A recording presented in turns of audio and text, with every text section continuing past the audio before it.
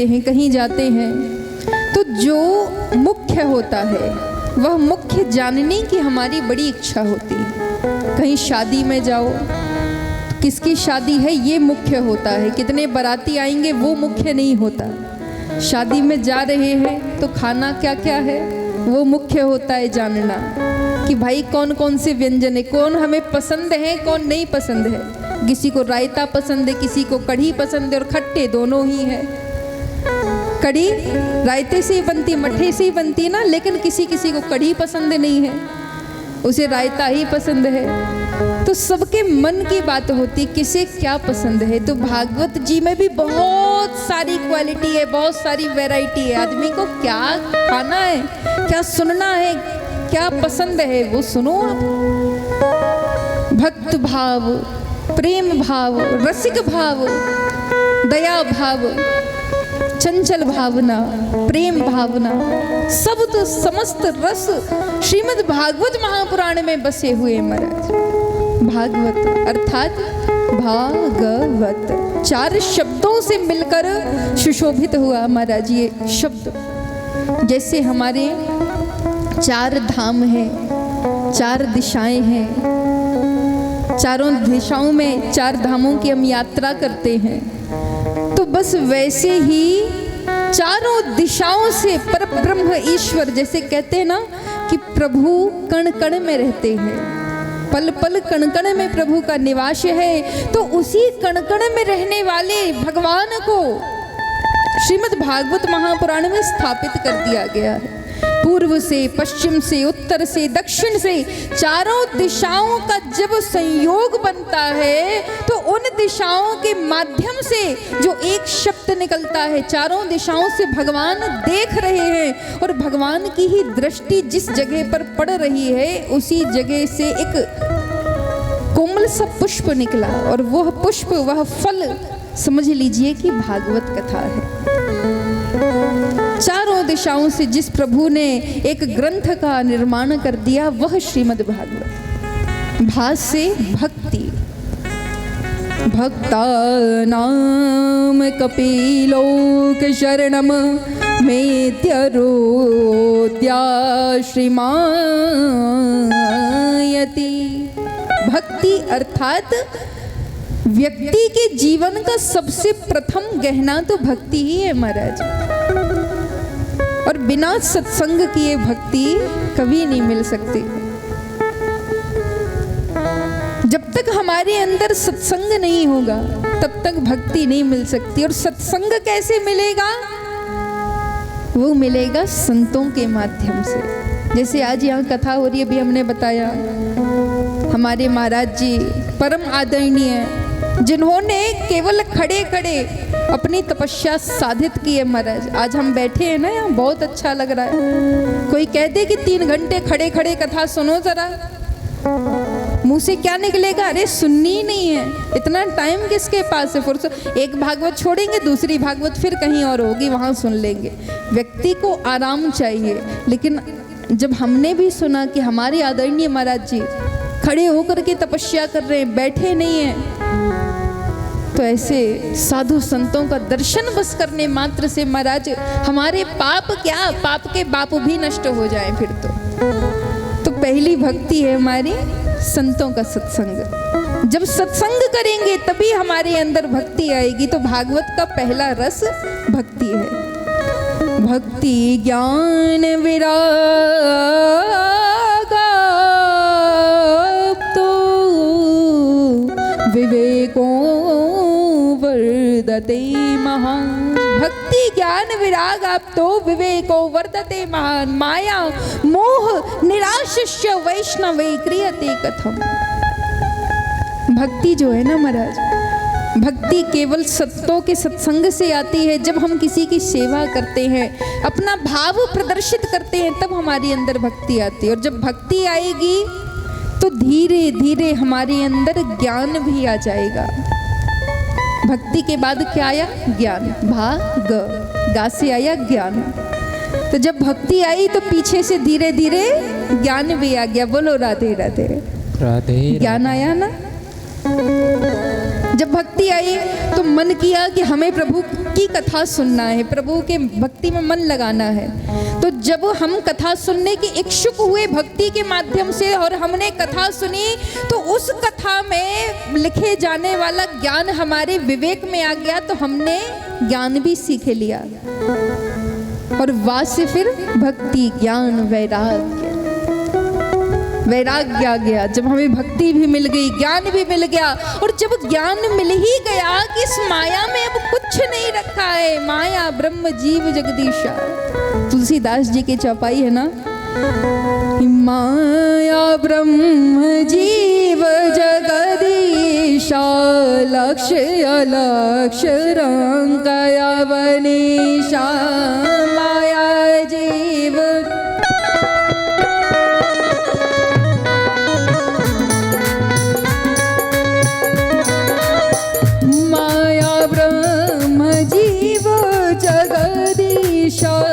लक्ष्य लक्ष्य रंग अवनीशा। जय हो।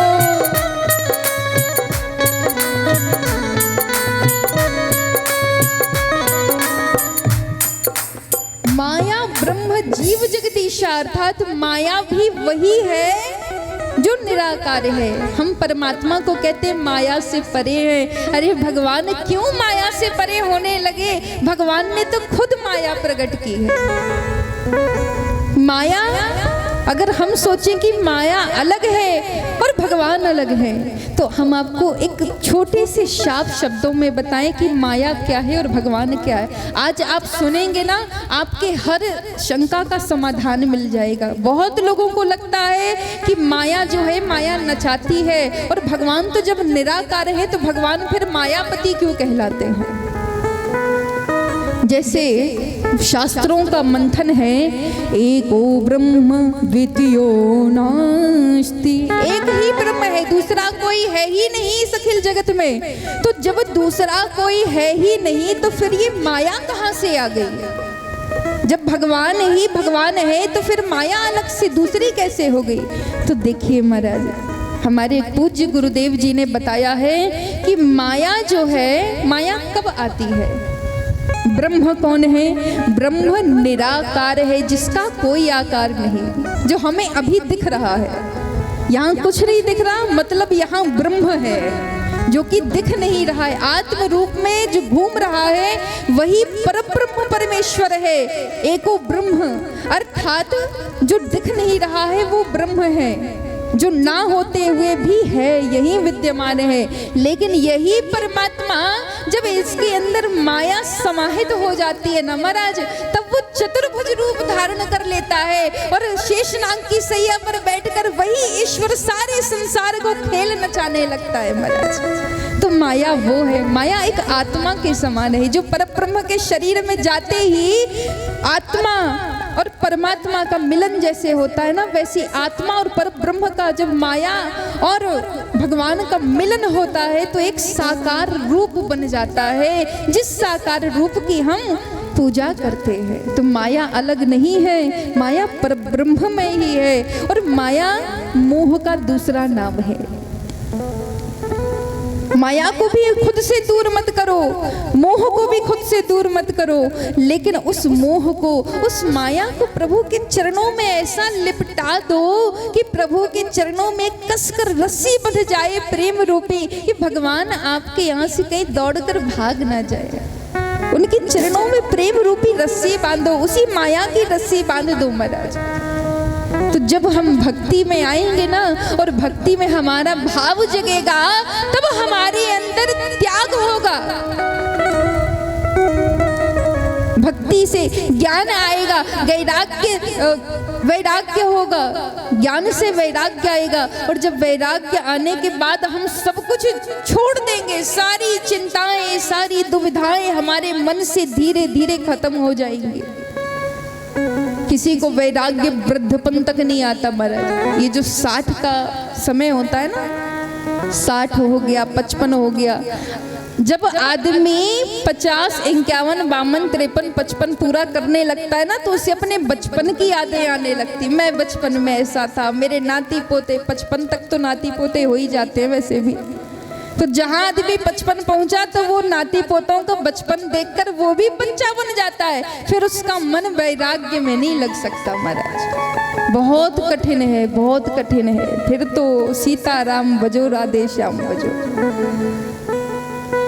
बाल्यकाल वैराग्य अगर कम उम्र में चाहिए तो जैसे कह देते हैं ना, बच्चों को मोबाइल मत दो, आंखें खराब हो जाती हैं, है ना।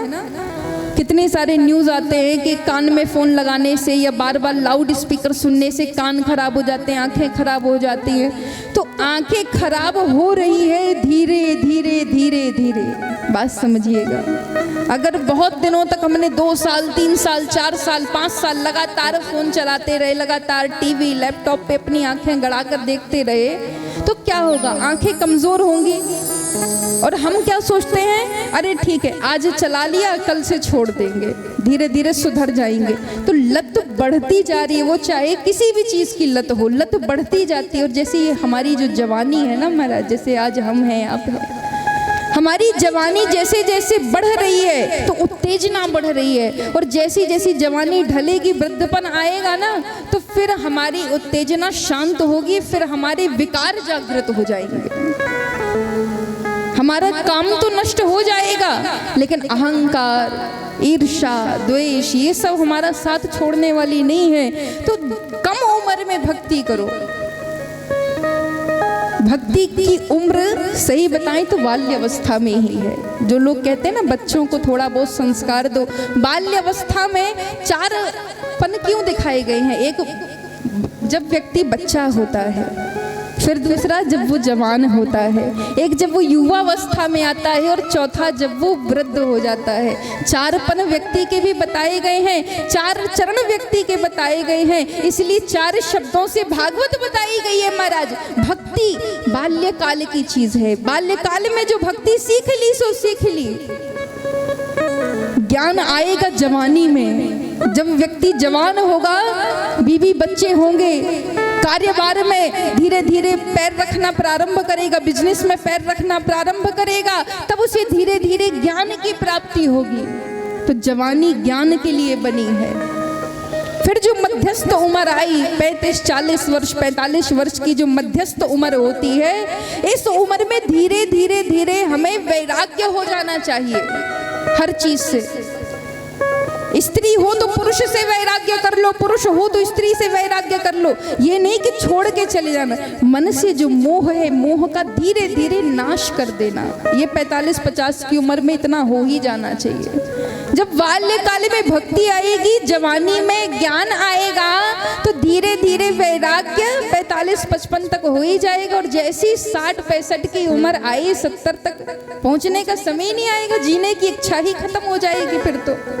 और भक्ति ज्ञान वैराग्य आया तो 60-65-70 की उम्र में हमारा त्याग भी प्रभु के चरणों में हो जाएगा। तो इस प्रकार से जो हमें भक्ति, ज्ञान, वैराग्य और त्याग की अनुभूति कराए, वही सरल शब्दों में श्रीमद् भागवत महापुराण है। बोलिए श्रीमद् भागवत महापुराण की जय हो। तो वह भागवत जिसे श्रवण करने मात्र से हमारे अंदर के विकार नष्ट होते हैं, साकार रूप हमें प्रदर्शित होता है परब्रह्म का। ऐसे परब्रह्म भगवान को कोटि कोटि नमस्कार करते हैं। और आगे की कथा में चलने से पूर्व आइए फिर से पुनः भगवान नाम संकीर्तन करते हैं थोड़ा आनंद के साथ। कथा क्या है महाराज? कथा है आनंद का दूसरा नाम। आनंद बढ़ता रहना चाहिए। कथा में एक एक दिन 7 दिन क्यों दिए? वेद व्यास जी ने चाहते तो 3 दिवसीय कथा रख देते, 5 दिवसीय कथा रख देते। 7 दिन क्यों दिया? क्योंकि जीवन के भी 7 ही दिन हैं, सोमवार से शनिवार, रविवार। उसके बाद तो फिर से सोमवार ही लग जाना है ना, फिर तो और कोई 2 दिन बनाया ही नहीं है भगवान ने। खाली 7 ही दिन बने हैं, तो 7 दिन जिंदगी के मौज से जी लो। बिल्कुल कोई कष्ट नहीं आने वाला है, कोई दिक्कत नहीं आने वाली। जिसके पैरों का दर्द है वो चला जाएगा, जिसकी आंखों में दर्द है वो भी चला जाएगा, लेकिन 7 दिन के लिए। सीताराम। 7 दिन होंगे, सारी समस्याएं धीरे धीरे नष्ट। लेकिन वो कब होंगी? जब हम भगवान के प्रति उत्सुक होंगे, अपनी भावना रखेंगे। तो आप भी खुश होकर के कथा सुनिए, आनंद के साथ, प्रेम के साथ। बोलिए राधे राधे राधे राधे। जोर से बोलना पड़ेगा, राधे राधे राधे राधे। तो आइए भगवान नाम संकीर्तन करते, एक प्यारा सा भजन श्रवण करते हैं। श्री कृष्ण गोविंद हरे मुरारे, हे नाथ नारायण वासुदेव। श्री कृष्ण गोविंद हरे मुरारे, हे नाथ नारायण वासुदेवा। श्री कृष्ण गोविंद हरे मुरारे, हे नाथ नारायण वासुदेव। श्री कृष्ण गोविंद हरे मुरारे, हे नाथ नारायण वासुदेवा। हे नाथ नारायण वासुदेवा, हे नाथ नारायण वासुदेवा। हे नाथ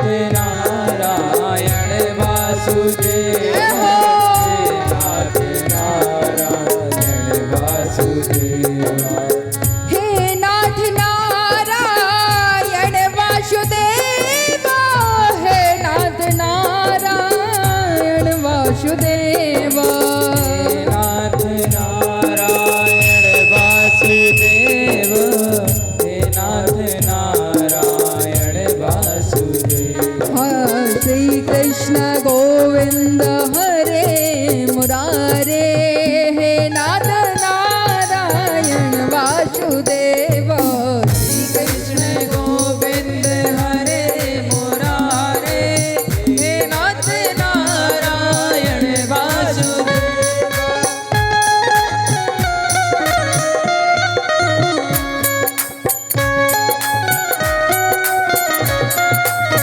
जय हो।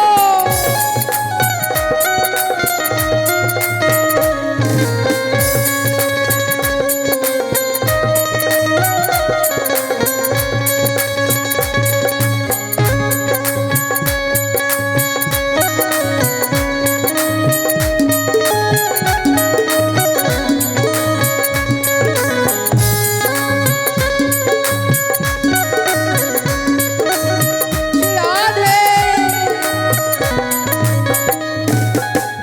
और उस परम ब्रह्म परमेश्वर से क्या कहना है मेरी मैया? क्या कहना है उस परम ब्रह्म से कि हे प्रभु, गोविंद मेरी यह प्रार्थना है, भूलूं न मैं कभी नाम तुम्हारा। गोविंद मेरी यह प्रार्थना है, ओ गोविंद मेरी यह प्रार्थना है, भूलो न मैं कभी नाम तुम्हारा। गोविंद मेरी जय हो। प्रार्थना है, भूलूं न मैं कभी नाम तुम्हारा। निष्काम हो के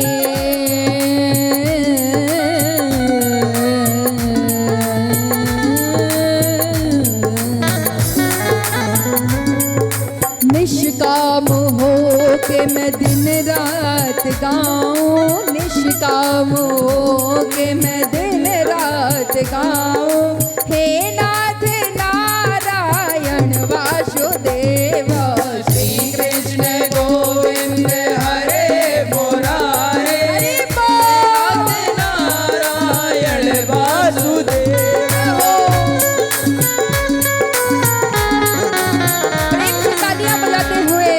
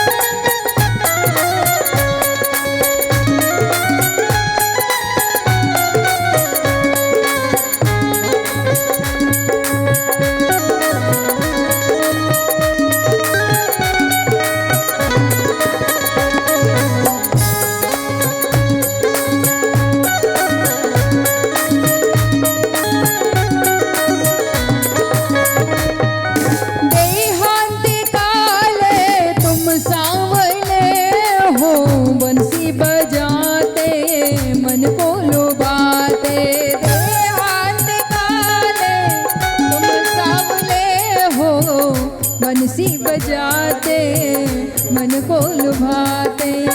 बंसी बजाते मन को लुभाते, बंसी बजाते मन को लुभाते।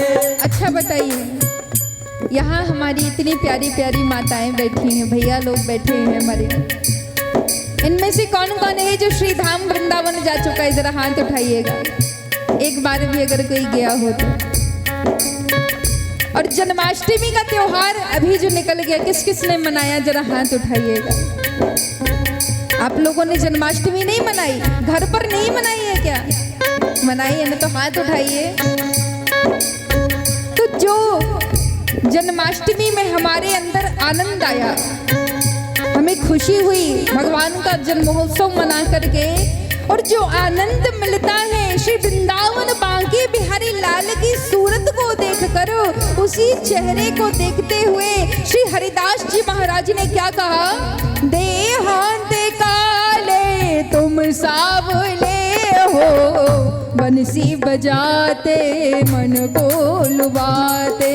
देहांत काले तुम सावले हो, बंसी बजाते मन को लुभाते। गाते यही मैं तननाथ त्यागूं, गाते यही मैं तननाथ त्यागूं। हे नाथ नारायण वासुदेव, श्री कृष्ण गोविंद हरे मुरारे, हे नाथ नारायण वासुदेवा।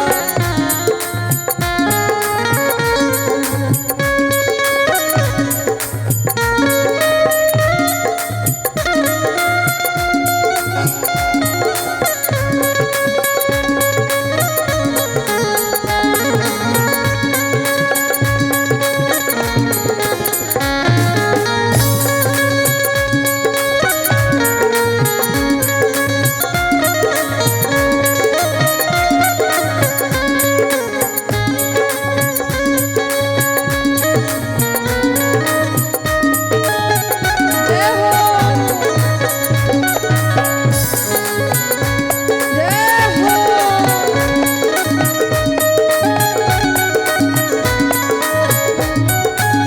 और काम क्रोध मद लोभ सब नाथ नरक के पंथ, और जो पर हरि रघुवीर हैं, भजहूँ भजिए जेहि संत। जिसने संतों की वंदना कर ली, जिसने संतों को पूज लिया, उसके मन से काम क्रोध मद लोभ का विकार तो नष्ट हो ही जाता है महाराज। तुलसीदास जी ने कह ही दिया है रामायण में कि काम क्रोध मद लोभ सब नाथ नरक के पंथ, ये सब तो नरक में ले जाने वाली चीजें हैं। अगर भगवान के धाम जाना हो, वैकुंठ धाम जाना हो, कैलाश धाम जाना हो, ब्रह्मलोक जाना हो, गौलोक जाना हो, तो क्या करना पड़ेगा? प्यारे जरा तो मन में विचारो, क्या साथ लाए और ले चलोगे? प्यारे जरा तुम मन में विचारो, क्या साधना। अर्थात हम क्या लेकर आए थे जग में और क्या लेकर जाएंगे? रे मूर्ख नादान तू बंदे, हमारे जो संसार के माया जाल है ये तो यहीं छूट जाएगा महाराज। जिसको कह देते हैं हम जमीन, ये जमीन हमारी है, वहां से वहां तक एकड़ जितना दिख रहा है ना, ये 1.5 एकड़, ये 2 एकड़, ये 10 एकड़, ये 50 एकड़, ये हमारी जमीन है। बड़ी छाती चौड़ी करके बताते हैं ये हमारी जमीन है महाराज। ये पृथ्वी लोक है और पृथ्वी लोक सतयुग से चली आ रही है। ये सतयुग से चलने वाली पृथ्वी जहाँ बड़े बड़े राजा आए और नष्ट हो गए, जिनकी एक एक राजा के पूरी पूरी पृथ्वी में राज्य रहता था महाराज, वो राजा भी सारी पृथ्वी छोड़कर चले गए, तो आप और हम कहाँ की मूली है महाराज। आप और हम तो फिर कहीं लगे ही नहीं लग रहे। तो ये लालच छोड़ो, भगवान को भजो, सब कुछ तजो, राम को भजो, राम ते बड़ो राम को नाम है भैया। तो कहना यही है, प्यारे जरा तो मन में विचारो, क्या साथ लाए और ले चलोगे। प्यारे जरा तो मन में विचारो, क्या साधना है तुझके चलो। प्यारे जरा तो मन में विचारो, क्या साथ लाए और ले चलोगे। जरा तो मन में विचारो, क्या साधना है जरा चलो। जावे सदा सदा सदा सदा सदा, जावे सदा साथ यही तुम्हारे, जावे सदा साथ यही तुम्हारे। हे नाथ नारायण वासुदेवा, श्री कृष्ण गोविंद हरे मुरारे, हे नाथ नारायण वासुदेवा। श्री कृष्ण गोविंद हरे मुरारे, हे नाथ नारायण वासुदेवा। श्री कृष्ण गोविंद हरे मुरारे, हे नाथ नारायण वासुदेवा। हे नाथ नारायण वासुदेव, हे नाथ नारायण वासुदेव। हे नाथ नारायण वासुदेव, हे नाथ नारायण वासुदेव। हे नाथ नारायण वासुदेव, हे नाथ नारायण वासुदेव। हे नाथ नारायण वासुदेव, हे नाथ नारायण वासुदेव। श्री कृष्ण गोविंद हरे मुरारे, नाथ नारायण वासुदेव। श्री कृष्ण गोविंद हरे मुरारे, हे नाथ नारायण वासुदेव। श्री कृष्ण गोविंद हरे मुरारे, नाथ नारायण वासुदेव। श्री कृष्ण गोविंद हरे मुरारे, हे नाथ नारायण वासुदेव। श्री कृष्ण गोविंद हरे मुरारे,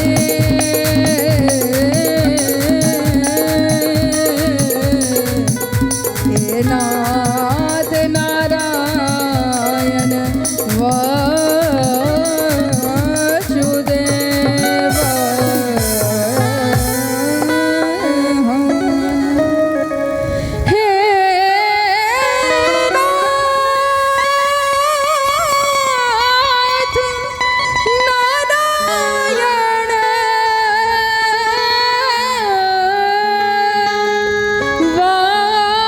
वासुदेव।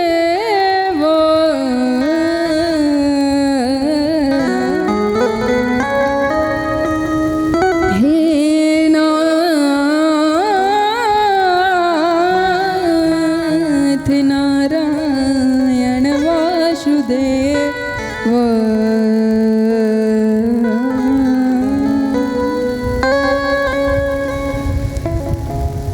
अज्ञान ध्वांत विध्वंस, कोटि सूर्य समा प्रभा, सूताख्या हि कथा सारम मम कर्ण रसायनम्। अज्ञान ध्वांत विध्वंस अर्थात श्रीमद् भागवत महापुराण जहाँ से श्रवण हो रही है वहाँ की कथा है महात्म कथा। नैमिषारण्य की भूमि, भारत भूमि का एक क्षेत्र है नैमिषारण्य। उस नैमिषारण्य की भूमि में व्यासपीठ पर श्री सूत जी महाराज सौनकादि ऋषियों को श्रीमद् भागवत महापुराण की कथा श्रवण कराने के लिए बैठे हैं। तब श्री सौनक जी महाराज ने सूत जी से प्रश्न किया। अब देखिए, सूत जी महाराज आयु में छोटे हैं सौनक जी से, सौनक जी आयु में बहुत बड़े हैं, फिर भी श्रोता बनकर के हाथ जोड़कर कथा सुन रहे हैं महाराज। जो व्यासपीठ पर बैठता है ना, वो बड़ा होता है श्रोता से। कब तक के लिए? जब तक वो व्यासपीठ पर बैठा है, 3 घंटे 4 घंटे, जब तक हमें ज्ञान दे रहा है, वो समझ लो हमारे लिए सब कुछ है। जैसे माँ होती है ना, माँ जब अपने शिशु को स्तनपान कराती है तो उस बच्चे से पूछो कि उसके लिए इस अखिल ब्रह्मांड में ना कोई भगवान है, ना कोई पिता है, ना कोई भाई, ना कोई बंधु, कुछ नहीं है। उसके लिए वो माँ ही उसकी सब कुछ है, जो उसे सब कुछ प्रदान कर रही है। प्रेम, दया, भावना, जो कुछ भी माँ के पास है सब उस संतान को अपने स्तन रूप में प्रदान कर रही है, अपने दुग्ध के रूप में प्रदान कर रही है। उसी प्रकार से उसी माँ के समान एक व्यास होते हैं, जो चाहते हैं कि हमारे शिशु रूपी जो जजमान है, शिशु रूपी जो शिष्य है, वह शिष्य भूखा ना जाए, प्यासा ना जाए, उसकी आत्मा को पूर्ण रूप से संतुष्टि मिल जानी चाहिए। तब तक हम उसे अपनी छाती से लगाए रहेंगे, वो व्यास होता है। तो ऐसे व्यास आसन पर श्री सूत जी महाराज बैठ करके सौनकादि ऋषियों को कथा श्रवण करा रहे हैं। 1 2 नहीं, 88,000 ऋषि बैठे हुए हैं। जहाँ बहुत बड़े प्रांगण में, वहां श्री सूत जी महाराज से प्रश्न किया गया। सौनक जी ने कहा, अज्ञान ध्वांत विध्वंस। अज्ञान ध्वांत, ध्वांत अर्थात धुआं। जो धुआं है, मन में अहंकार का जो धुआं उत्पन्न हो गया है, इस धुएं से बचकर हम कहाँ जाएं? आपने किसी कमरे में देखा होगा जो बहुत पुराने कक्ष हो जाते हैं, जहाँ मार जाला जाला जाला लग जाता है, तो धीरे धीरे वो मकड़ी का जाला पहले सफ़ेद होता है। ध्यान दिया होगा अगर कभी आपने, तो वो जाला पहले सफ़ेद होता है और बहुत पतला सा धागा बना रहता है। फिर अगर उस पर ध्यान न दिया जाए ना, तो वो धीरे धीरे मकड़ी का जाला जे मोटा बड़ा बन जाता है और धीरे धीरे काला पड़ने लगता है। दीपावली की सफाई की होगी, जिनके कभी कच्चे घर रहे होंगे, मिट्टी के घर, उनको याद होगा कि कच्चे मकानों में कैसा काला काला मोटा मोटा जाला लग जाता था। बिल्कुल खप्पर में ऊपर जो छज्जा बिछता है ना, छज्जे पर इतने मोटे मोटे जाले लग जाते थे। तो उसी ध्वांत को देखते हुए श्री सौनक जी महाराज ने कहा, अज्ञान ध्वांत विध्वंस। अज्ञान अर्थात वो जो अज्ञान रूपी जाला है और वो जो ध्वांत धुआं है, उस धुएं रूपी जाले को हम अपने मन से किस प्रकार नष्ट कर सकते हैं महाराज? अज्ञान ध्वांत विध्वंस। वो विध्वंस कैसे होगा? कोटि सूर्य समप्रभा। अर्थात इस संसार में जब अंधकार लगता है तो जाला देने के लिए कौन आता है? जोर से बोलिए, कौन आता है? हाँ, जब रात्रि होती है तो प्रकाश कैसे होता है बताइए? सूर्य से। सूर्य हमें प्रकाश देता है ना? जिस सूर्य के माध्यम से इस जगत में प्रकाश हो रहा है, तो वही श्री सूत जी महाराज से प्रश्न किया गया कि अज्ञान ध्वांत विध्वंस कोटि सूर्य समप्रभा। अर्थात इस संसार में जब अंधकार हुआ तो उसे नष्ट करने के लिए परम प्रभु ने सूर्य का रूप धारण किया, जिसे हम कहते हैं श्री सूर्य नारायण भगवान। उनके नाम के पीछे हम नारायण लगाते हैं ना, खाली ये तो नहीं कहते कि हम सूरज की पूजा कर रहे हैं, नहीं, सूर्य नारायण की पूजा कर रहे हैं। तो वो नारायण रूप ही है जो इस संसार को प्रकाश दे रहे हैं। तो शौनक जी ने कहा कि जब बाहर का अंधकार है तो परम प्रभु आप उसे नष्ट कर दे रहे हैं, लेकिन जो मन के अंदर का अंधकार है, मन के अंदर वो जो जाले लगे पड़े हैं, वो जो धुआं सा उठ रहा है, उस धुंध को कैसे खत्म किया जाए। तब श्री सूत जी महाराज ने क्या कहा, अज्ञान ध्वांत विध्वंस कोटि सूर्य समप्रभा और सूताख्या ही कथा सारम मम कर्ण रसायनम। डॉक्टरी इलाज का आयुर्वेदिक हिंदी नाम है रसायन। रसायन का प्रयोग जब शरीर में होता है ना, तो शरीर के सारे रोग नष्ट हो जाते हैं। तो वही सूत जी के शब्दों को शौनक जी ने रसायन विद्या बना लिया कि कानों में जैसे जैसे एक एक ड्रॉप पड़ती जाएगी ना, एक एक बूंद पड़ती जाएगी, तो कान के पर्दे धीरे धीरे खुलते जाएंगे और इन कर्ण रंध्रों के माध्यम से हमारा हृदय भी धीरे धीरे साफ होता जाएगा। चिंतामणि सुखम शुरद्रो स्वर्ग संपदम प्रयच्छति गुरु प्रीतो वैकुंठम योगी दुर्लभम। इस श्लोक की अपने आप में ही बहुत बड़ी महानता है महाराज। जो विकारी पुरुष है, जिसे विकारों ने घेर रखा है, उसे धन भी चाहिए, कुंवारा है तो एक सुंदर सी कन्या भी चाहिए, फिर उसको पैसा भी चाहिए, फिर बंगला भी चाहिए, फिर बड़ी सी गाड़ी भी चाहिए, फिर कन्या नहीं, कन्या हो तो हो कोई दिक्कत नहीं, लेकिन एक पुत्र भी चाहिए। बोलो राधे राधे, बात सही है ना, एक पुत्र भी चाहिए। फिर पुत्र हो जाए तो अच्छा खासा ऊंचा नाम, ऊंची गाड़ी, ऊंची पोस्ट हो। तो ये सब बेकार है। ये ऐसा नहीं है कि फक्कड़ों की तरह जिंदगी बिताते रहो, कुछ मत करो, ऐसी जीवन जीते रहो, नहीं। ये पैसा कमाना, ये संपदा बनाना, राजसी ठाट बाट, जिसके पास जितनी ज्यादा संपदा है समझ लो वो उतना ही भाग्यशाली है महाराज, क्योंकि लक्ष्मी भी उसी के पास आती है जिसके पास नारायण प्रसन्न होते हैं। अगर नारायण ही रुष्ट हो जाएंगे ना तो लक्ष्मी जी नहीं आने वाली। ये हमारे तुम्हारी जैसी औरतों जैसी लक्ष्मी मैया नहीं है कि पुरुषों ने कहा कि देवी जी घर पे रहना है और देवी जी ने जेब बांधा पल्लू और काम तो जे चले बाहर। अगर पति ने मना भी कर दिया तो हम हंसी मजाक करके हंस करके टाल के पति की बात चले आए।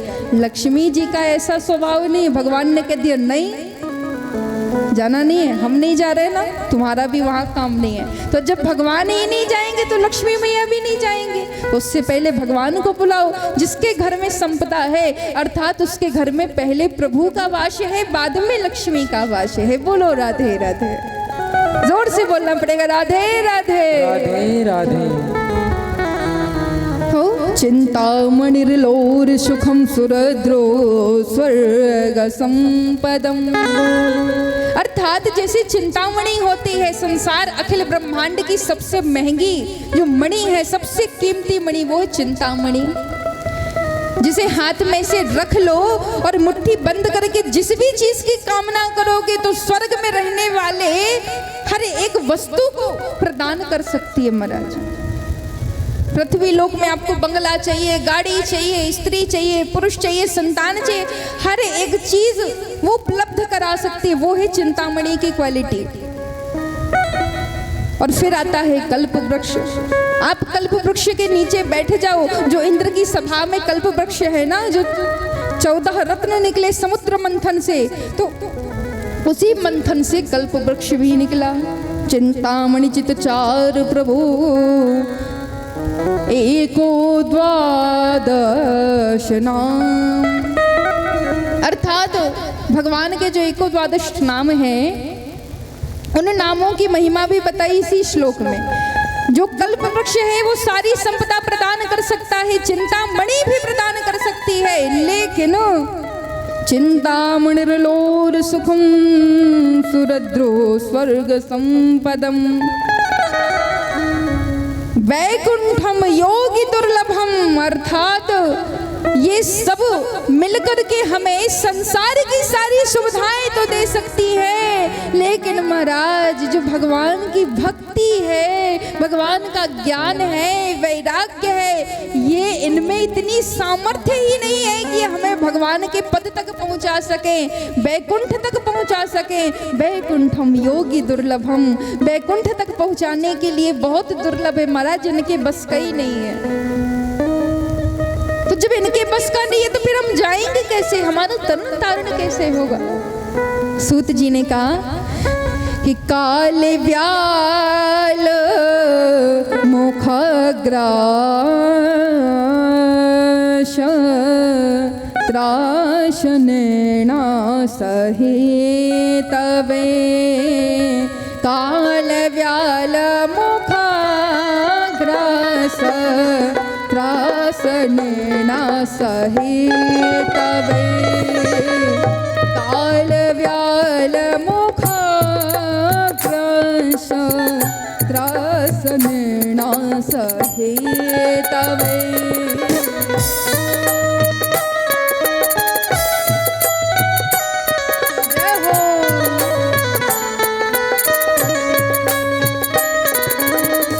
काल व्याल मुख ग्रास त्रासनेना सहे तवे।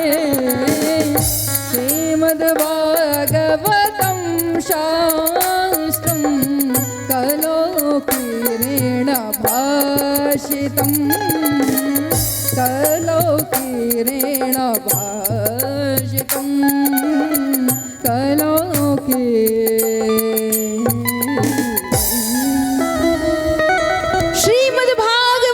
शास्त्रम कलौकीरेण भाषितम। काल व्याल मुखग्रास, अर्थात ये जो समय बीत रहा है, हमारे संत जी जो ये कथा करा रहे हैं महाराज जी, इन्हीं के माध्यम से अभी जब होशंगाबाद में एक और कार्यक्रम था, इसके पहले जो कुछ लोग यहाँ उपस्थित हैं वो जानते होंगे कि श्रीमद् रामचरितमानस पुराण की कथा एवं शिव पुराण की कथा वहाँ चल रही थी। तो वहाँ पर हमारे साथ श्री धाम जबलपुर से पधारे हुए ग्वारी घाट आश्रम से श्री धोनी वाले पगलानंद जी महाराज, जो वहाँ के जाने माने सुप्रसिद्ध संत जी हैं, तो वो जो हैं उनसे हम बचपन से संपर्क हैं। संपर्क है हमारा बचपन से। कब? बचपन अर्थात जब हम 3-4 वर्ष के थे। अब हम अपनी ही कहानी कहते हैं, दूसरों की क्या कहना है। जब 4 वर्ष के थे तो धीरे धीरे 5 के हुए, 6 के हुए, 7 के, 8 के, 9 के, 10 के, 10, 11, 12 वर्ष के हुए। हमारी माताजी ने, हमारे पिताजी ने हमको भगवान के मार्ग में डाल दिया। इकलौते थे पहले महाराज, हम इकलौती संतान, घर में कोई भाई नहीं, कोई बहन नहीं। माँ बाप ने फिर भी सोचा कि लड़की को भगवान के मार्ग में डाल दिया जाए।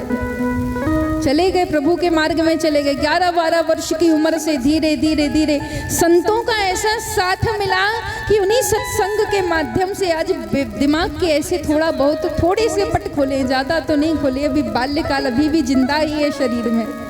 तो थोड़े थोड़े जो पट खोले ना नेत्रों के, तो उस पट खोलने पर एक छोटा सा ज्ञान आया। और इस श्लोक का मुझे तब महत्व समझ में आया कि काल व्याल मुखग्रास, अर्थात हम 4 के थे, आज हम 22 साल के हो चुके हैं, 22 वर्ष के हो चुके। तो ऐसा ऐसा सफर, वो 2 साल से 12 साल, 12 साल से 22 साल, आज आप लोग भी बचपन से अपनी जवानी तक आए, जवानी से बुढ़ापे तक आए। तो ये सफर कैसे कैसे चला, ये काल ही है जो घूम रहा है महाराज। काल व्याल मुखग्रास, ये काल अर्थात अजगर। अजगर जानते हैं ना, जब बड़ा हो जाता है एक ही जगह पर बैठा रहेगा, यहाँ वहाँ टस से मस नहीं होगा। लेकिन अगर वह अपने अंदर की तरफ श्वास खींचने लगे तो आधा किलोमीटर दूर तक भी अगर कोई छोटा मोटा जीव जंतु है तो खिंचकर उसकी श्वास के माध्यम से उसके पेट में समाहित हो जाएगा। ये अजगर की आदत होती, स्वभाव होता है। तो वही अजगर रूपी काल, ये जो श्वास अंदर को खींच रहा है, ये हमारी आयु को भी धीरे धीरे धीरे धीरे खींच रहा है। हम कब बचपन से वृद्ध अवस्था में पहुंच जाएंगे हमें पता ही नहीं चलेगा। कब शादी हो जाएगी, कब विवाह हो जाएगा, कब हमारी जवानी नष्ट हो जाएगी, हमारा बाल्यकाल नष्ट हो जाएगा, हमें खुद पता नहीं चलेगा हम कैसे कैसे बढ़ते जा रहे हैं महाराज। तो ये जो काल है ये धीरे धीरे खा रहा है। तो इस काल के मुख में जाना तो एक दिन सभी को है। भगवान भी गए हैं, भगवान भी इसी पर ब्रह्म लोक में आए और इसी परलोक से ऊपर को गए हैं। तो आना जाना तो लगा रहेगा, लेकिन इस बीच में ऐसा क्या कर लिया जाए कि जो हमारे सरकार बैठे हैं, इन सरकार के धाम तक हम पहुंच जाएं।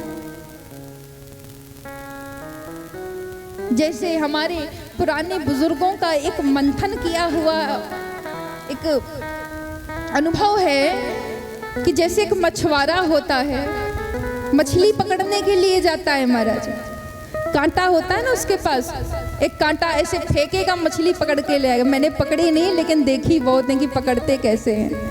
हमारे गांव में बहुत बड़ा तालाब है, तो बचपन में खूब देखा है।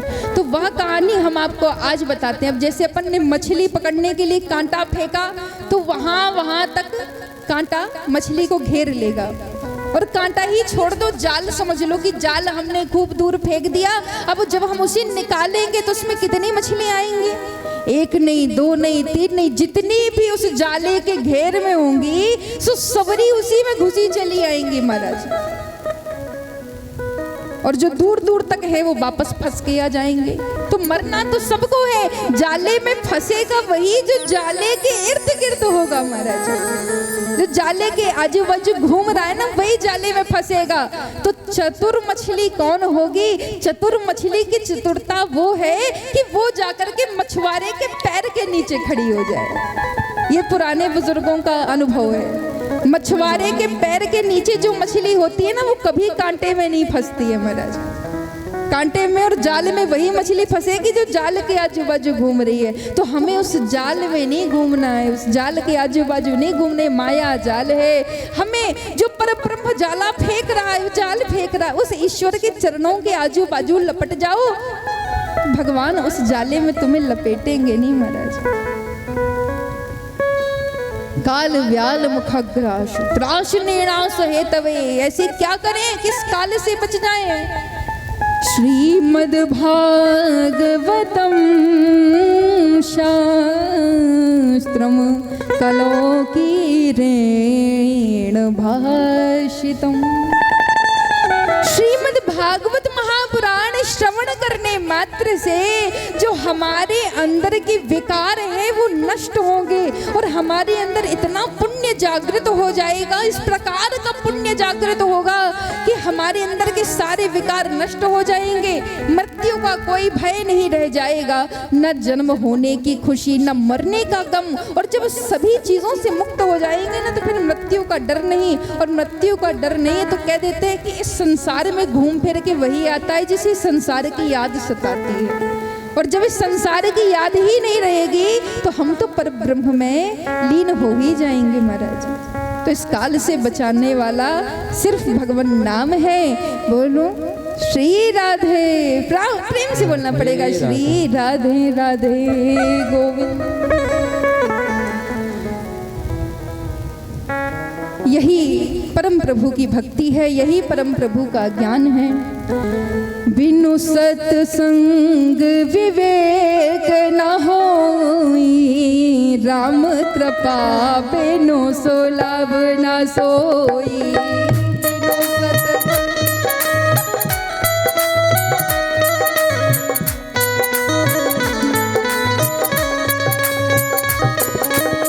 बिनु सत्संग विवेक न होई, राम कृपा बिनु सो लाभ न सोई।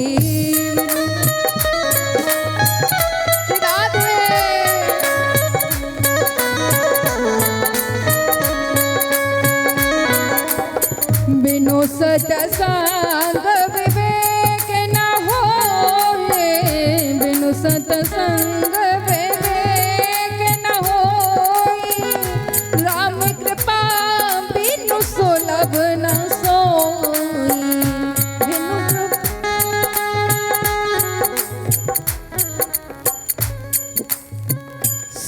सुध रही सतसंगति पाई। सठ अर्थात कौन है?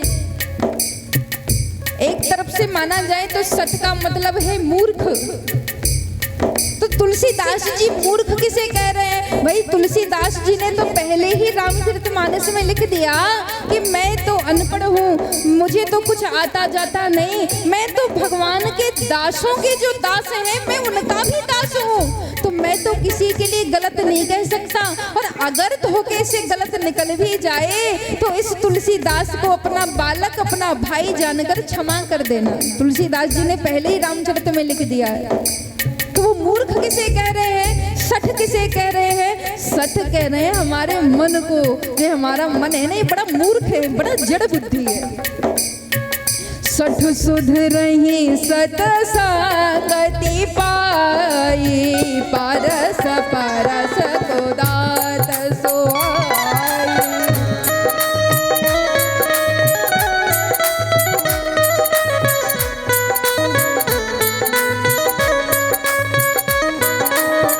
सठ सुध रही सतसंगति पाई, सत सुध रही सतसंगति पाई, पारस पारस को धात सुहाई, पारस पारस को धात सुहाए। गुण अवगुण जानत सब कोई, जो जे भावनी कतई सोई।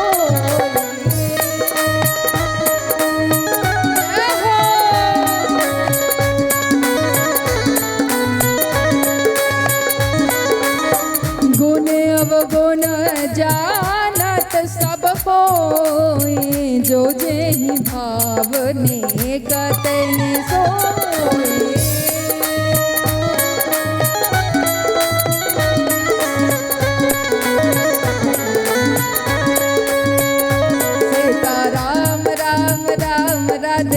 श्याम श्याम श्याम राधे श्यामा। सीता राम राम राम, सीता राम राम राम, राधे श्याम श्याम श्याम, राधे श्याम श्याम राम राम राम, राधे श्याम श्याम श्याम, राधे श्याम श्याम श्याम, राधे श्यामा। सीता राम राम राम, राधे श्याम श्याम श्याम, राधे श्याम श्याम श्याम, हरे रामा।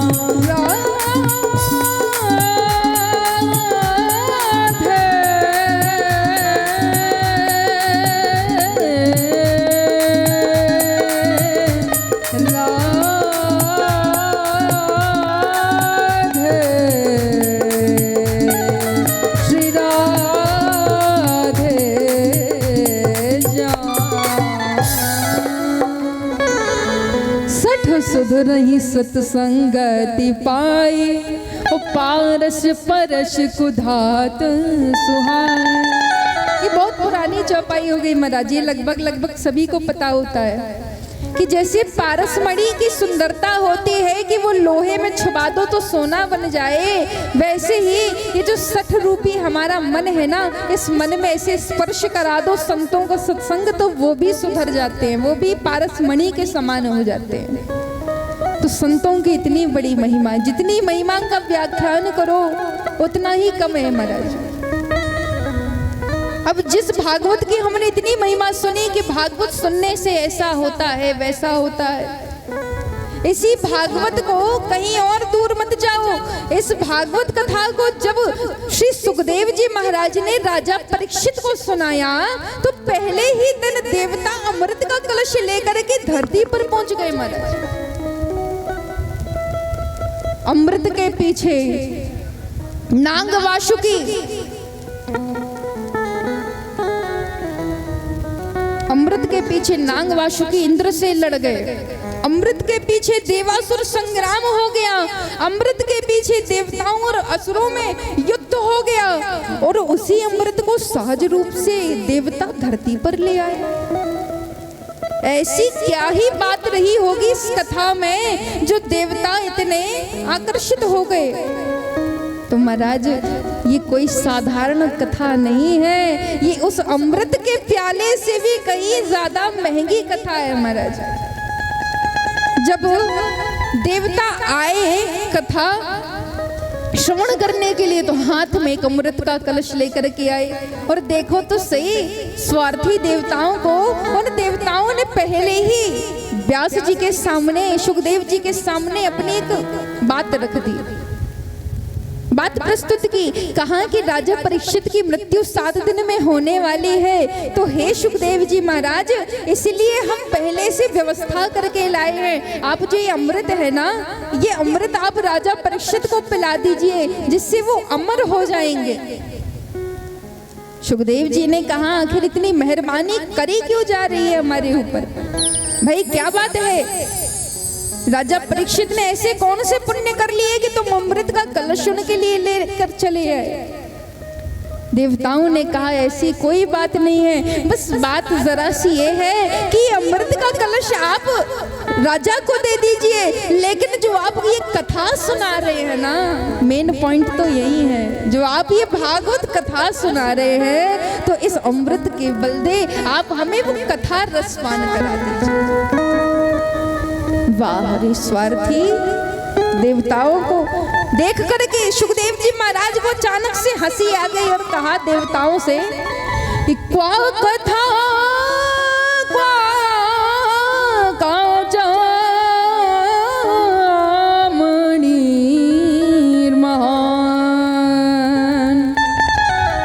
सुधा क्वा कथा लोके। बड़ा सुंदर श्लोक है महाराज कि क्वा स्वधा क्वा कथा लोके, क्वा काचः क्वा मणिर्महा।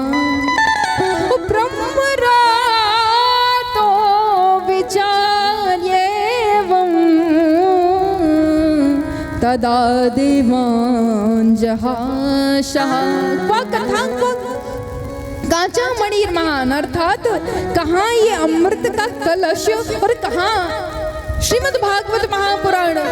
हे राजा इंद्र, तुमने तो वही वाली बात कह दी कि जैसे हम किसी सुनार की दुकान में जाएं और उस सुनार से, उस जौहरी से हम कहें कि भैया तू एक अमूल्य कीमती हमको मणि दे दे, और मणि की जब कीमत देने की बारी आए तो तू उस कीमत के बदले कांच का टुकड़ा थमा दे, तो कहीं कांच के टुकड़े देकर के मणि खरीदी जा सकती है क्या? नहीं। तो बस वही तुलना भगवान कर रहे हैं। व्यास जी महाराज ने कहा कि क्वा सुधा क्वा कथा लोके, क्वा कांच क्वा मणिर्मा। क्वा सुधा क्वा कथा लोके, क्वा कांच क्वा मणिर्मा। क्वा कथा क्वा स्वधा लोके, क्वा कांच क्वा मणि। ब्रह्मरातो विचार्येवं, ब्रह्मरातो विचार्येवं तदा देवान् जहासा, तदा देवान् जहासा। अभक्ताश्च विज्ञाय न ददौ स कथामृतं श्रीमद्भागवती वार्ता सुराणामपि दुर्लभा। सुराणामपि दुर्लभा अर्थात जो देवताओं को भी सुनने के लिए दुर्लभ हो जाए, अगर वही कथा सहज रूप में आपको 7 दिन सुनने के लिए मिल रही है, तो इससे बड़े भाग्य हमारे पर क्या हो सकते हैं महाराज। वही श्रीमद् भागवत महापुराण कथा। इस कलयुग का जब प्रारंभ हुआ तो इस कलयुग में धीरे धीरे धीरे धीरे भक्ति नष्ट होती जा रही थी। इस पृथ्वी लोक से भक्ति गायब सी ही होती जा रही थी महाराज। एक समय की बात है, यही कथा निकलती है। आज का जो मुख्य हमारा संवाद है ना, वो है भक्ति नारद संवाद। एक बार की बात है, एकदा ही विशालायाम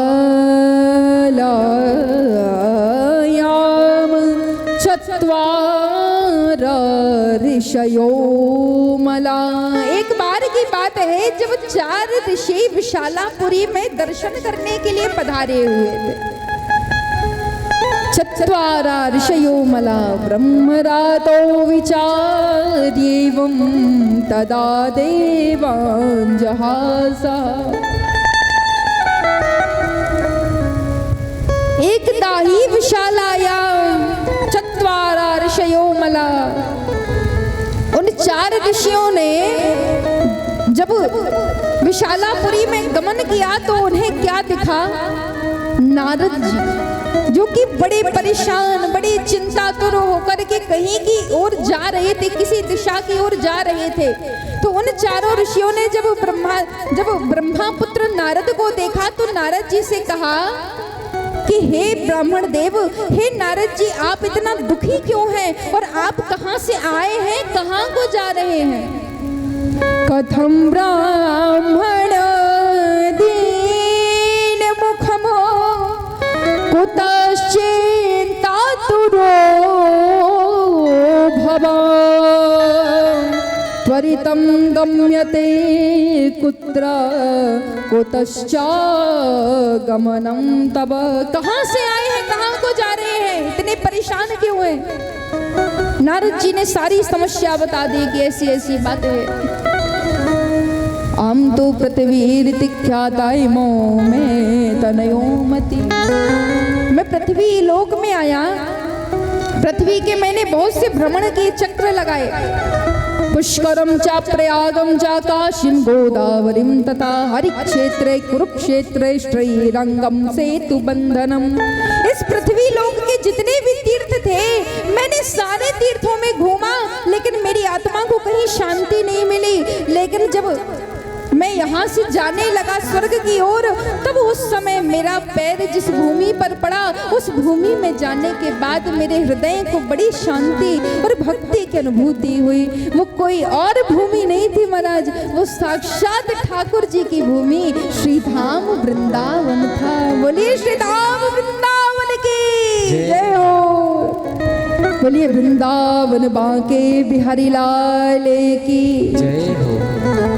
तो उस वृंदावन धाम में मैं गया, जहाँ जाकर के मुझे भक्ति की अनुभूति हुई। और भक्ति की अनुभूति बस नहीं हुई, भक्ति के दर्शन भी हुए। वह भक्ति जो अपने पुत्रों के साथ, अपने 2 पुत्र ज्ञान और वैराग्य को लिए वहां पर रो रही थी। सनकादियों ने पूछा कि भक्ति रो क्यों रही थी? नारद जी ने कहा कि उसके 2 पुत्र वृद्ध हो चुके थे, मरने की कगार पर आ चुके थे। मूर्छित होकर के जिसके पुत्र पड़े हों, भला मां की क्या हालत होगी? ज्ञान वैराग्य संसार से नष्ट हो गया। अब जब नष्ट ही हो गया तो धीरे धीरे ज्ञान वैराग्य वृद्ध हो गए, बूढ़े पड़ गए। तो उन्हें जवान करने के लिए नारद जी ने संकल्प ले लिया। नारद जी ने कहा कि मैं जब तक इन दोनों बालकों को जवान ना बना दूं, वापस से बालक ना बना दूं, तब तक मैं यहाँ से कहीं जाने वाला नहीं हूँ। लेकिन हे सनकादिकों, मेरी मत मारी गई जो मैंने ऐसा महासंकल्प ले लिया। अरे मैंने बड़े बड़े पुराण सुनाए, महाभारत, शिव पुराण, महापुराण इत्यादि बड़े बड़े ग्रंथ सुनाए, यहाँ तक कि मैंने गीता के श्लोक भी सुनाए। फिर भी उन दोनों बालकों के शरीर में जरा सा भी आलस दूर नहीं हुआ।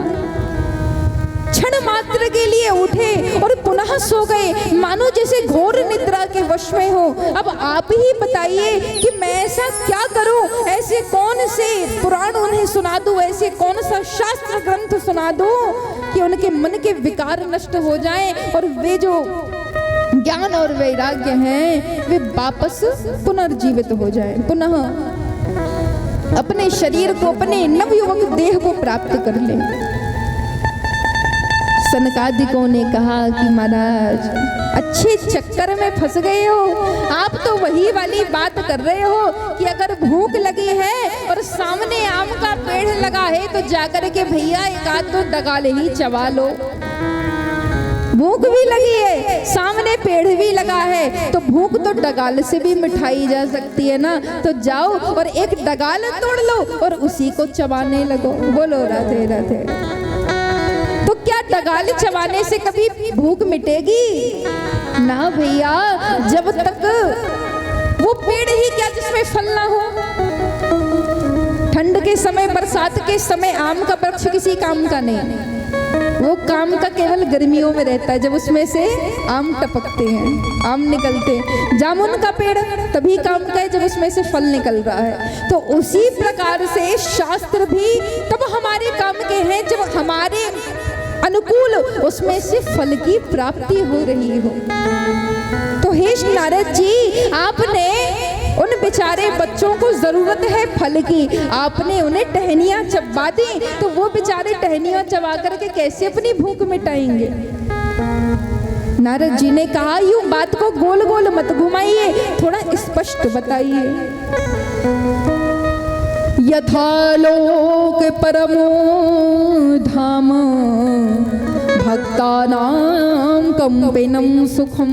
भक्तों को सुख देने वाली एक ही कथा है, एक ही शास्त्र है, एक ही नाम है जो भगवान के धाम तक ले जाता है। अब बार बार मैं नहीं बोलूंगी उसका नाम, आप बताओ कि वो कौन सा शास्त्र है। जोर से बोलना, जोर से बोलिए।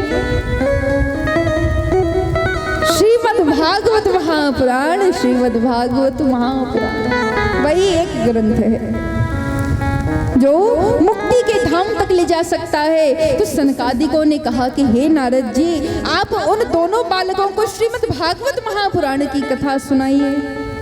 तब महाराज समस्त संतों के कहने पर श्री नारद जी वहां के मंच संचालक बने। जैसे मंच संचालन करने वाले होते हैं ना, तो वो वहां के मंच संचालक कर्ता बने। चारों ऋषियों को 4 ऊंचे आसन देकर के बैठा दिया गया, वक्ता बना करके, और जो ज्ञान और वैराग्य थे उन्हें श्रोता बना करके धरती पर लिटा दिया गया और कथा प्रारंभ की गई। यहाँ सनकादि श्रीमद् भागवत महापुराण की खूब पढ़ाई कर रहे हैं कि भागवत कथा सुनने से ऐसा होता है, भागवत कथा सुनने से वैसा होता है। जब बड़ी बड़ी महिमाओं का व्याख्यान किया तो अचानक से चारों ऋषियों ने कहा कि भागवत कथा तो अगर जीवित तो क्या, अगर मरा हुआ व्यक्ति भी सुन ले तो भी वह पुण्य के वश प्राप्त हो, उसे पुण्य प्राप्त होगा और वह उसके सारे पाप नष्ट हो जाएंगे। और मरने के बाद भी क्यों, अगर कोई व्यक्ति महापाप करके मर चुका है और मरकर प्रेत जैसी घोर योनि में चला गया है, तो ऐसे भी दरिद्री को अगर आप श्रीमद् भागवत महापुराण की कथा सुना दो तो भी वह पुण्यात्मा बन जाएगा। नारद जी ने तो कान ही पकड़ लिए, कहा कि महाराज हाँकना तो समझ में आता है कि थोड़ा बहुत तो सभी हाँक देते हैं, लेकिन इतनी लंबी लंबी, अब जब हाँक ही रहे, इतनी लंबी लंबी डींगे हाँक ही रहे हैं, तो थोड़ा प्रमाण भी दीजिए। प्रमाण तो भैया हर एक शास्त्र में चाहिए। अगर हमारे मन में शंका है तो जब तक उसका समाधान नहीं होगा तब तक मन को चैन नहीं मिलने वाली है। नारद जी के मन में शंका ने घेरा डाल लिया कि आखिर में कोई प्रेत, महाप्रेत, महापापी आत्मा भगवान की कथा को सुन कैसे सकता है और सुनकर के परम धाम को कैसे जा सकता है। तब नारद जी की शंका का समाधान दूर करने के लिए, शंका का समाधान करने के लिए चारों सनकादि ऋषियों ने गौकर्णोपाख्यान की श्रीमद् भागवत महापुराण में कथा सुनाई। अर्थात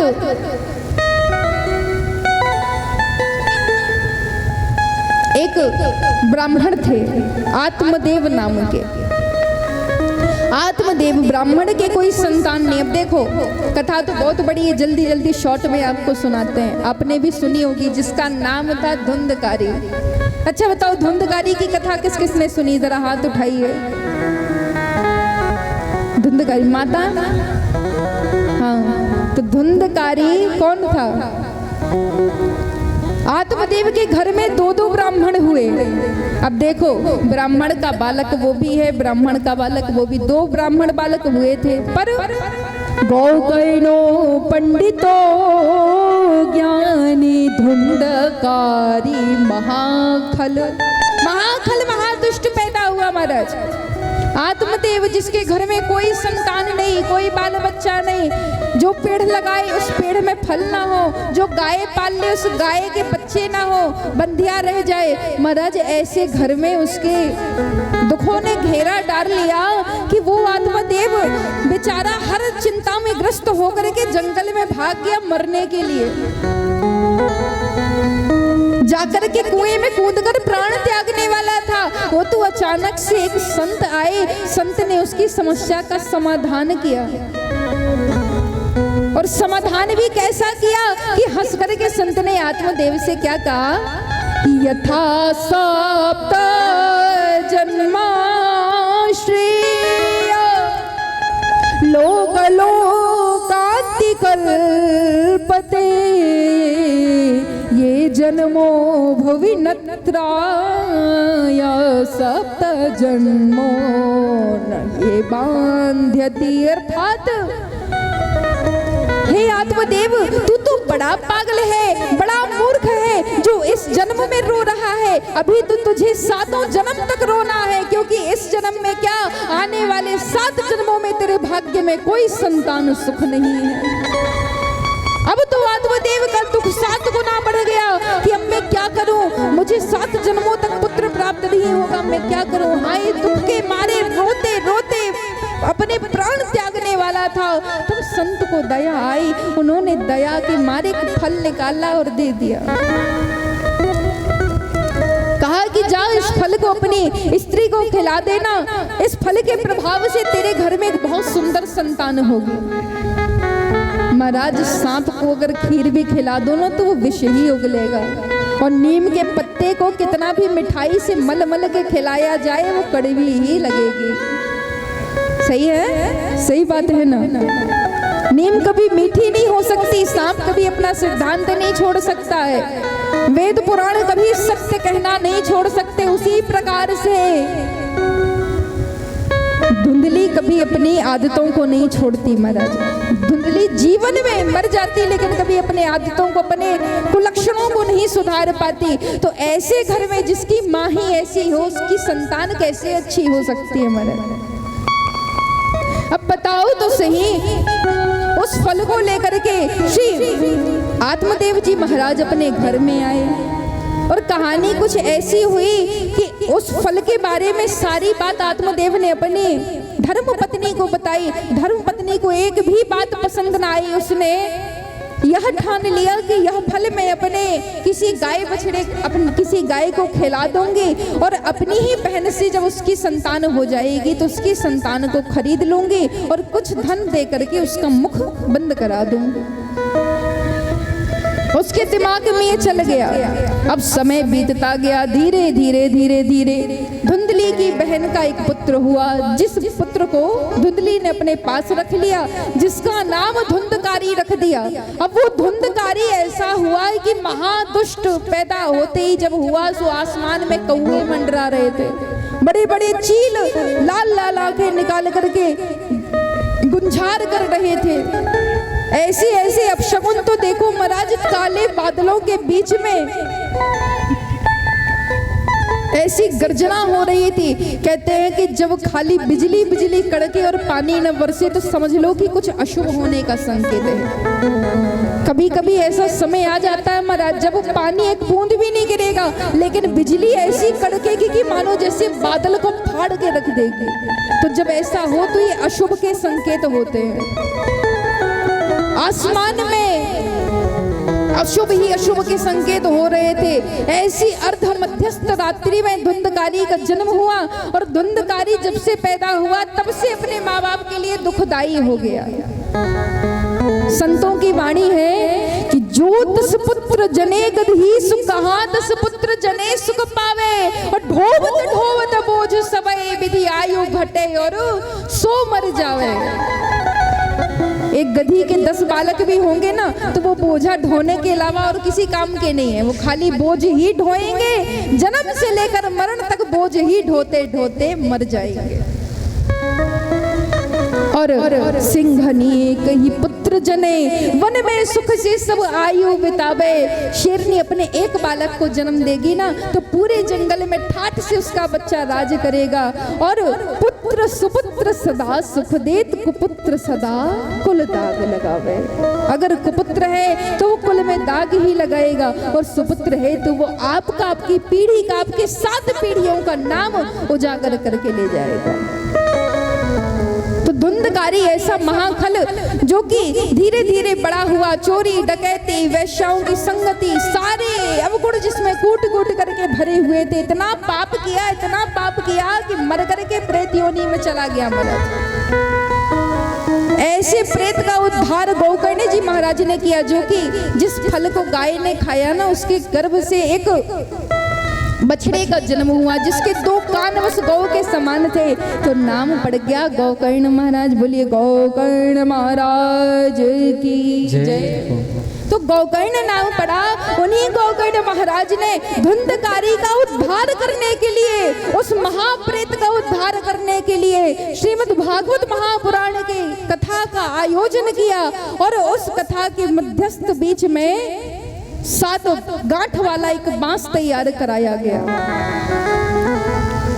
7 गांठों से सुशोभित एक बांस, उस बांस के अंदर सीधा एक छेद बनाया गया, सुरंग बनाई गई। धुंधकारी से कहा कि इस बांस में प्रवेश कर जाओ। धुंधकारी इसमें प्रवेश कर गया, लेकिन धुएं का रूप था, बार बार ऊपर को निकलता, फिर अंदर घुस जाता, फिर ऊपर निकलता, फिर अंदर घुस जाता। धुएं जैसा तो रूप था। अब धुएं का आकार क्या होता है? धुआं हमेशा ऊपर की तरफ उड़ता है, नीचे की तरफ नहीं जाता।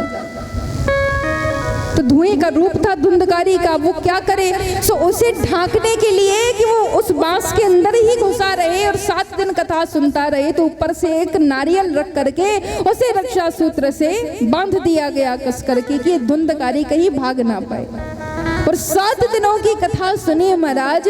7 गांठें जो बांधी गई थी, एक एक दिन की कथा में एक एक गांठ टूटती गई, और 7 दिनों की कथा में वह 7 गांठें टूटी हैं। और वह महापापी खलदल दुष्ट धुंधकारी 7 दिनों के पश्चात परम पवित्र देव योनि को प्राप्त हुआ महाराज। बोलिए धुंधकारी महाराज की जय। 7वें दिन तो धुंधकारी के भी जय जयकार के नारे लगने लगे महाराज, क्योंकि जो अभी तक पापी था वो आज सतगुणी हो गया है। वो भगवान की कथा सुन सुन करके भगवान का भक्त बन चुका है। और ऐसे गोकर्ण महाराज जैसे अगर संतों का हमारे पास समागम हो जाए, तो अगर हम भी धुंधकारी हो जाएंगे तो भी हमारा उद्धार हो जाएगा। तो ये हमारी कथा हो रही है ना, ये हमारे आदरणीय परम पूज्य संतों की कृपा से हो रही है। तो अगर ऐसे संतों का आगमन हमारे यहाँ हुआ है ना, तो जितनी से जितनी सेवा बन सके महाराज, मैं तो वही कहूँगी, मेरी यही राह है कि आप जितनी सेवा बन सके उतनी कर लीजिए, क्योंकि 7 दिन के पश्चात उन्हें यहाँ रहना नहीं, उन्हें यहाँ रहना नहीं है। 7 दिन पश्चात उन्हें चले जाना है। तो जितनी सेवा बन पाती है करिए। तो गोकर्ण उपाख्यान की कथा श्रवण कराते हुए महात्म चरित्र की कथा को यहीं पूर्ण विराम देते हैं। यह श्रीमद् भागवत महापुराण की महात्म कथा हमने 6 अध्यायों में श्रवण की है। कल से हम श्रीमद् भागवत महापुराण के प्रथम स्कंध से कथा का प्रारंभ करेंगे। तो आइए 2 क्षण भगवान नाम संकीर्तन करके अपनी वाणी को यहीं विराम देंगे और हमारी परम प्रिय परम श्रद्धालु श्री किशोरी प्रिया जी का यहाँ मंच में प्रस्थान होगा, आगमन होगा, और श्री राम कथा का सरस अविलोचन जो आपको सुनाएंगी, अभी आप उनके भी मुख से सुनिए। देखिए डबल आपको फायदे हो रहे हैं कि नहीं। अभी हम उठेंगे, फिर वो बैठेंगे, फिर आपको बढ़िया सुनाएंगे। तो आनंद ही आनंद है, जहाँ देखो वहाँ ही आनंद है। ये 7 दिन बड़ी मस्ती में कटने वाले हैं महाराज। तो आइए 2 क्षण भगवान नाम संकीर्तन करते हैं, फिर हमारी किशोरी जी का आगमन होगा। और